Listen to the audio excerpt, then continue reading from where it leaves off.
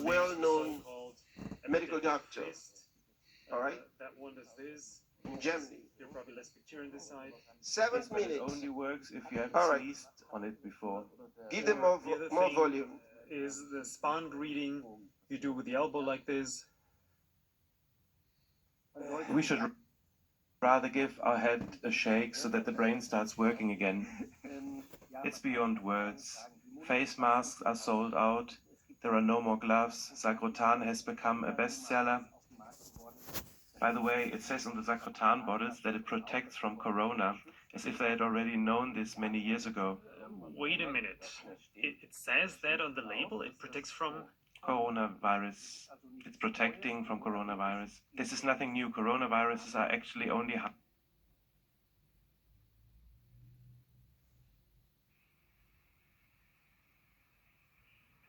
harmless, common cold germs. They may have a more started in 2019, and they have added something new, which is exactly what I want to say. The inventors of pandemics can invent a new flu wave every year. And since with the swine flu in 2016, the criteria for pandemics were changed by the WHO, you can announce a level 6 pandemic every year with every normal flu that spreads, and stage this biblical extent that we have now every year anew. With the effect, we have a new virus, a mutated virus, which only specialized labs can detect, which then develop special lab tests for it, which then have a horrible reliability. For instance, we had a test for swine flu, which only had an 11% hit rate, which means you don't even need the test at all. We are always searching for the virus. If the patient weighs 300 pounds, is a diabetic, a smoker or alcoholic, the first swine flu patient in Germany who died, she was treated with Tamiflu and other virostatic medicine, and she's had an organ failure. I think she would have died from the slightest breeze. It's tragic, I don't want to badmouth it, but this was the first fatality of swine flu in Germany. Then came the next, and the counter clock was ticking on. And it's the same now. We don't count the cases who are currently sick, but you have with every SARS or COVID case a click. 1, 2, 3,000, 3,100, 4,000, and so on. So they count every case since the beginning, and it sounds much more dramatic if you say in Germany we have 3,000 cases, instead of saying currently there are perhaps only 12 cases, and one of those patients is in hospital, he's a diabetic, he's 80 years old, he's getting tons of drugs. Maybe he has a pneumonia, and we have to treat him with antibiotics, and there are many side effects. If he then dies, he has died because of corona. And if somebody is cured from this corona, is he then taken out of the statistics? No, the counter ticks on. Ah, okay. So the public is frightened.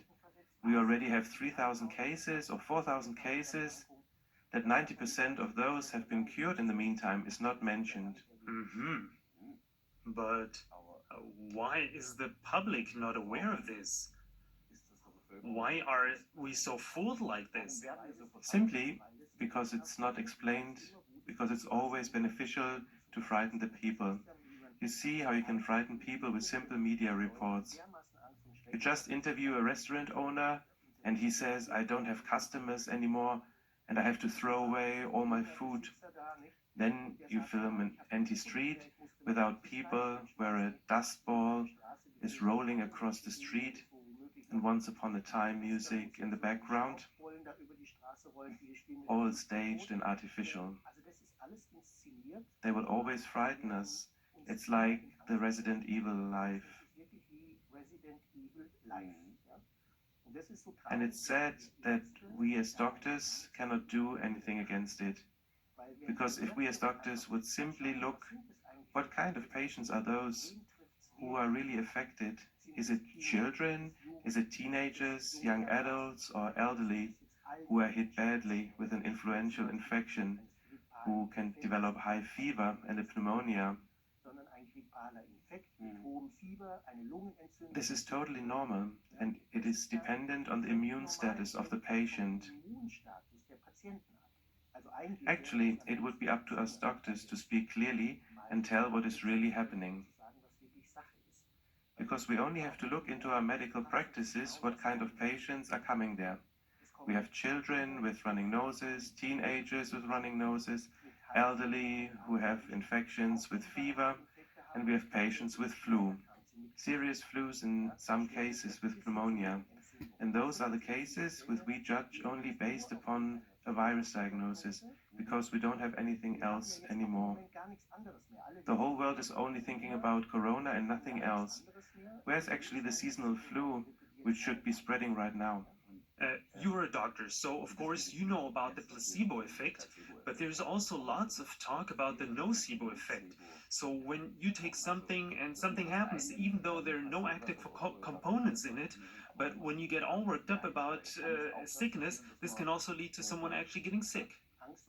Sure, fear and horror weakens the immune system. That's why the clowns go to the children's wards in hospitals, because smiling children have a much better immune situation. This is called psychoimmunology. And what is happening in this world right now is making people sick from an immune pathology perspective, because so much fear and horror is being spread. And now it's winter, the sun is low on the horizon, there's limited vitamin D production. Then we have China as the origin, like with SARS in 2003. We have to look at where is this coming from? In which cities does it start? What are the living conditions there? They are living so close together, and they control the world economy. They produce all kinds of things with cheap labor and under the worst health conditions. They work, for instance, on old monitors which contain phosphorus gases and lead without face mask or respiratory protection, and the poison is washed away, contaminating the groundwater and the air. Then there are the 5G trials in the meantime. None of this is questioned anymore. We are only looking for the killer virus. And we found it, and this year it's called COVID-19. It was renamed from Corona, and only a short while ago it was called SARS-2. But it's always the same staging, whether it's MERS or SARS or Corona or bird flu or swine flu. It's always the experts of the WHO and other virologists and pandemic experts who spread panic. There is a killer virus wave coming at us. Germany can expect up to 35,000 deaths during the swine flu at the time, but it didn't come. It neither came in 1976, in the US when the swine flu started. Back then, neither did it come in 2016, neither was there a bird flu, and now there is a big hype about the corona flu. Whole cities are locked down, trade fairs are being cancelled, flights are cancelled, people cannot travel anymore. 65 million people in China are being locked up in their cities. This is crazy. But the rate of sickness, of infections, and especially the fatalities are totally normal. It's a normal flu.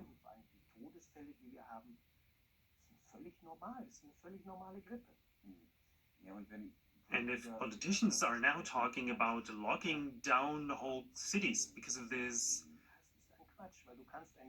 Yes, this is nonsense, because you cannot lock up a virus. It's just as hilarious as the sign on the city limits of Landsberg during the bird flu period, which read, "Bird flu free zone."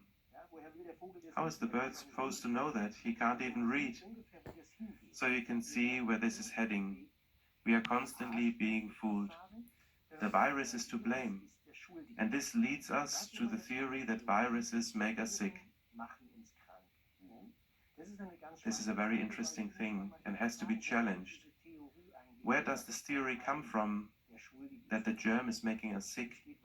This goes back a long way into the history of medicine, to Louis Pasteur, Paul Ehrlich and Robert Koch, who back then began a big science competition, and everybody was after the achievement in medicine. This coincided with the invention of the vaccinations and soon got industrialized. That Paul Ehrlich and Louis Pasteur faked diaries and scientific publications is generally known, but it is not shouted from the rooftops. There are even institutes by the name of Paul Ehrlich, even though the guy was a fraud. This should be rectified, but nobody does it. If I do it, I'm considered a nutcase or a conspiracy theorist, and as a medical doctor who should have his license revoked. If a large agency does it, they are also being shot at, so everybody just goes along with the mainstream.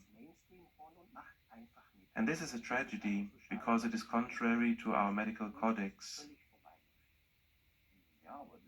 Yes, but I also studied biology at some point a long time ago, and that is what I was taught at university, and what many doctors are taught. And to get away from this dogma at all, realize that it might be different from what you were taught at university is quite difficult for many doctors.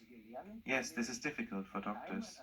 We are learning theoretically an antibiotic for a germ, a virostatic for a virus, but we don't question anymore. And this is the dilemma in this academic medicine. We are developing more and more specialists who are trapped in their tunnel vision, but don't see the human as a whole anymore. Because it makes a difference if a mother is coming along who says, my husband has cheated on me and he has left me, I'm devastated, I don't sleep anymore, can't stop crying, and now the children are sick, and now she has developed a severe flu. Then this can be explained because of the weakening of the immune system, because of her psychological state. The virologist only looks for the virus and says the virus is to blame, not the psychological state of this woman. Another example, a teenager on the Oktoberfest drinks 3 liters of beer, falls to sleep on a park bench in his t-shirt at freezing temperatures, and wakes up the next morning with a stiff neck and high fever. And what is diagnosed? A delayed TBEV case. He had alcohol poisoning. They are not looking for other things anymore. And it's the same thing in China. The living conditions of the people there are not taken into consideration anymore. The fatalities are not at all analyzed. Who is this? Is this, for example, an 80-year-old who has cancer and has received a chemotherapy? Every infect will blow such a person away. And is it permissible to pull all those cases into one box and say this is now another corona fatality? Another question. What do you think about these corona quick tests? Do you think they will be as useless as the H1N1 quick tests that we had? There we had 11% accuracy. We didn't even have to examine anymore. When you had a fever and a cough, you were considered a swine flu. Where the seasonal flu cases had gone was irrelevant then. There was even a directive from the health agency not to diagnose it any further, but to simply report it as a suspicion case for swine flu. One more and one more and one more. But where were all the other cases of sicknesses? Where was the bird flu when the swine flu spreads? Where is the swine flu when SARS is spreading? Where is corona when MERS spreads? It's always the same pattern. The people always have the same symptoms. They have fever, they have a cough, they have pneumonia, and they can die. But a few. So if we wouldn't know of viruses, it would always look the same for us. Yes, it's winter, the people have vitamin D deficiency because the sun is low and they don't get enough fresh air. Then you have a peak of cases of illnesses, which is mostly in January and February until the middle of March. This is always the peak with flu infections. And then we can say this was now the flu, or it was corona, or whatever, but the patients are always equally sick. It makes no difference for the people, but for the world economy and for virology, it makes a big difference. And there I would like to mention 2 books for the public who's watching. One is Der Seuchenerfinder from Hans Tolzin, a great book where exactly these topics are dealt with. And another book from a children's doctor, Klaus Köhnlein, called Viruswahn, and he describes these things very precise. Tolzin has also researched this very precise, what is made public in which sequence. It's like a crime watch delivery.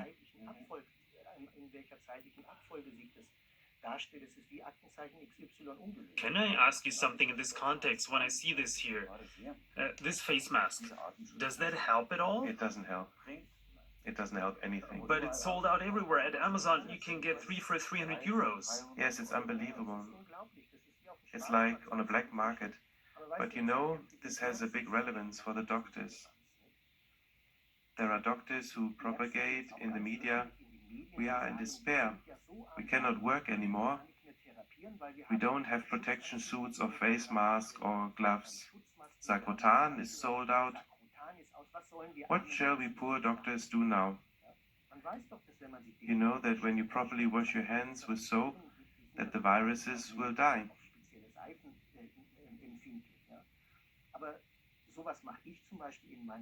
This is something I don't do in my practice. I don't sit around there with a face mask. Some doctors have even put up a plexiglass screen so that the patients don't cough over the counter. It's crazy how the people are fooled. If viruses or bacteria were the cause of the sickness, then the medical doctors would have died out already.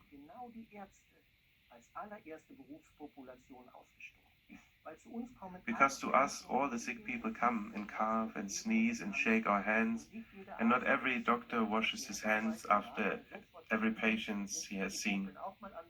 They also pick their nose after greeting someone, and then it's in the system. You cannot quarantine a ship like the Diamond Princess with 3,700 passengers.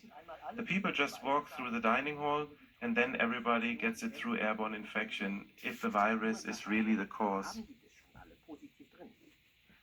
And I even go one step further, where during the time of SARS, exams were done for corona infections with people who never had fever or flu, and with 40% of the patients' antibodies for corona were found. Their smear tests were positive, but antibodies for corona.